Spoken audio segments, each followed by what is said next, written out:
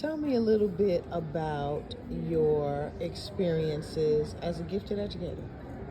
Well, right now with the enrichment class I'm teaching, I'm focusing on urban planning this semester for our project.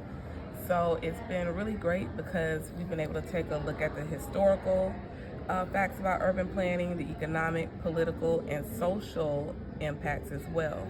So just starting out with talking about redlining and what that color-coded map did and how it targeted African Americans and other minorities, so they were higher risk to lend to.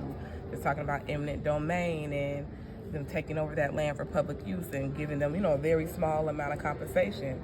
So right there, there's the economic factor. Just talking about how all these things are interrelated and how it affects how the land is used around us, and is it good or not. So then there's that ethics, I guess, component. Yes, Okay. yes. So what I like about this particular subject matter is that it does cover a lot of different areas where they can kind of synthesize that information and see the impacts and how things affect each other, literally right there in Atlanta. Why is that important?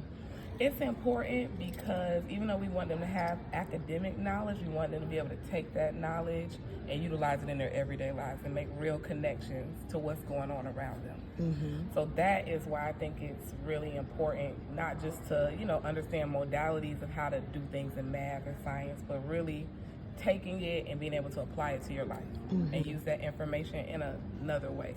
Okay. So, for right now, for the spring, I have an entrepreneurship project plan. At Genesis, we have our E5, and entrepreneurship is one of those where I feel like we could really, really push it to the point to where they can have a project that they could simply take what they've done and turn it into a real business if they wanted to.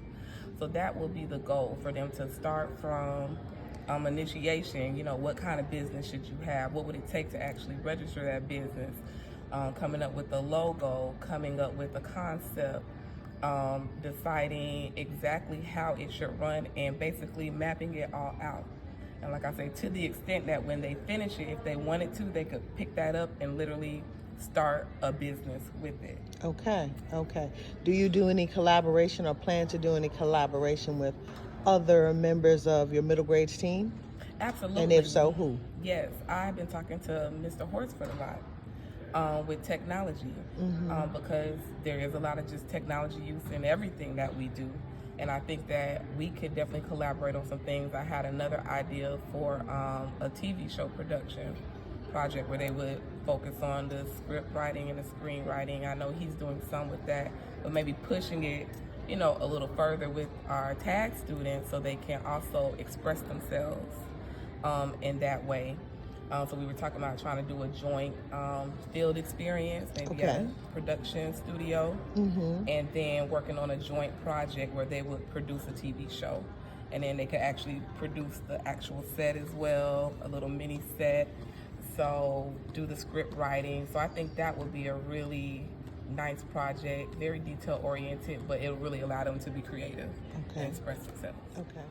What do you see as the relationship between gifted education in the state of Georgia and African American scholars? I think that gifted education in general in Georgia and other states is not targeting diversity as it should.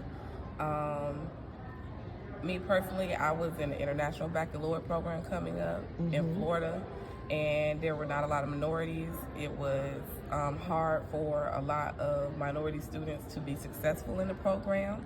I think a lot of that comes down to bias in curriculum.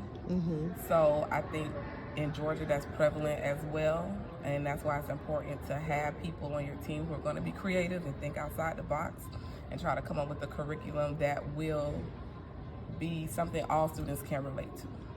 Not just a certain group of students. Even though we know they have to be successful on these different tests and exams and things that have a lot of cultural bias.